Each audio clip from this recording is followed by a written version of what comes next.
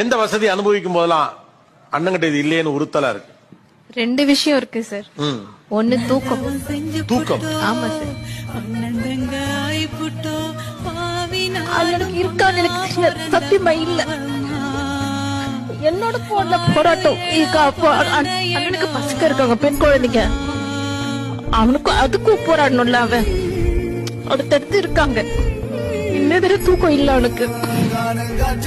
இன்னொரு விஷயம், எனக்கு எதுனா வேணும்னா நான் கேட்டுடுவேன். அண்ணன் கிட்ட கேட்கலாம், என் ஹஸ்பண்ட் கிட்ட கேட்கலாம்.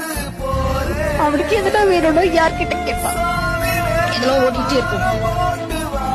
இப்போ என் கல்யாணத்துக்கு அப்புறம் நான் வந்து தங்கணும், என் வீட்டுக்காரோட வந்து தங்கணும்னா எங்களுக்கு ரூம் இல்ல. முதல்ல இருந்த வீட்டுல இப்ப வாங்கிட்டாங்க.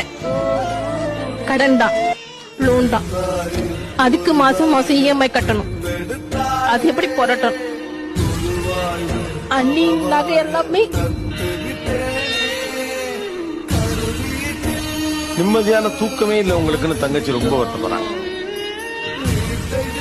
அவன் குழந்தை மாதிரி சார். பேருக்கு தான் அண்ணன், குழந்தை. வழி கூட தாங்க மாட்டேன்.